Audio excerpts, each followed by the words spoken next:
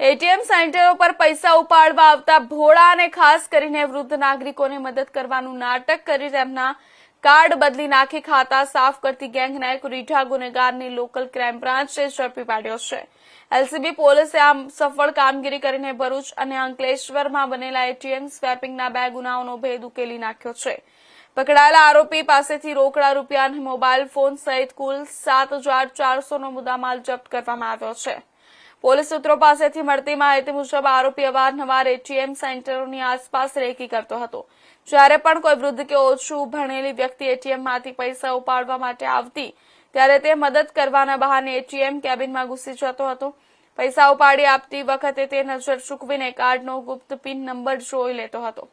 ત્યારબાદ પ્રોસેસ સરખી ન થઈ હોવાનું બહાનું બતાવી મૂળ એટીએમ કાર્ડ પોતાની પાસે રાખી લઈ તેના જેવું જ બીજું ડમી કે ખોટું કાર્ડ વૃદ્ધને પધરાવી દેતો હતો।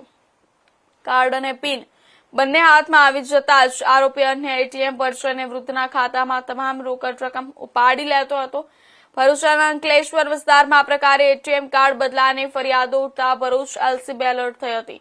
સીસીટીવી ફૂટેજ અને હ્યુમન ઇન્ટેલિજન્સના આધારે પોલીસે વોચ ગોઠવીને આ રીઢા આરોપીને દબોચી લીધો હતો। ફાઇનાન્શિયલ ફ્રોડ આજકાલના સમયમાં અવારનવાર બનતા રહેતા હોય છે કે ફાઇનાન્શિયલ ફ્રોડના નિવારણ માટે બરોડા રેન્જ આઈજી શ્રી સંદીપસિંહ સાહેબ તેમજ ભરૂચ એસપી સાહેબ શ્રી અક્ષયરાજ સાહેબ દ્વારા વારંવાર સૂચના આપવામાં આવતી હોય છે કે આ પ્રકારના ફ્રોડનો કોઈ એક સામાન્ય નાગરિકનો ભોગ ન બને, જે માટે એક પ્રોપર કામગીરી કરવામાં આવે। ત્યારે તાજેતરમાં જ આ પ્રકારના ફાઇનાન્શિયલ ફ્રોડ એટલે કે એટીએમમાં જે સિનિયર સિટીઝનો જ્યારે એટીએમથી પૈસા ઉપાડવા જતા હોય છે ત્યારે ત્યાંના અજાણ્યા ઈસમો દ્વારા મદદ કરવા માટે આવે છે અને જે અજાણ્યા ઈસમો એટીએમ કાર્ડ લઈ અને એટીએમ કાર્ડને બદલી નાખતા હોય છે અને બદલીને ત્યારબાદ તેનો પાસવર્ડ પણ જાણી લેતા હોય છે અને ત્યારબાદ જે છે તે બીજા એટીએમમાં જઈને પૈસા ઉપાડી લેતા હોય છે। આમ સિનિયર સિટીઝન છે તેને પૈસા ખોવાનો વારો આવતો હોય છે। આ પ્રકારની 2 ફરિયાદ જે છે તે એક ભરૂચ સિટી એ પોલીસ સ્ટેશનમાં તેમજ એક જે છે અંકલેશ્વર સિટી એ પોલીસ સ્ટેશનમાં એક ફરિયાદ નોંધાઈ હતી।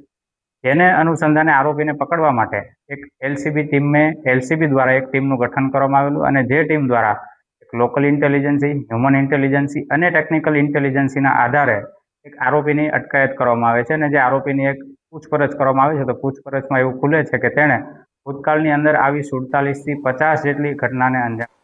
પંચમહાલ જિલ્લાના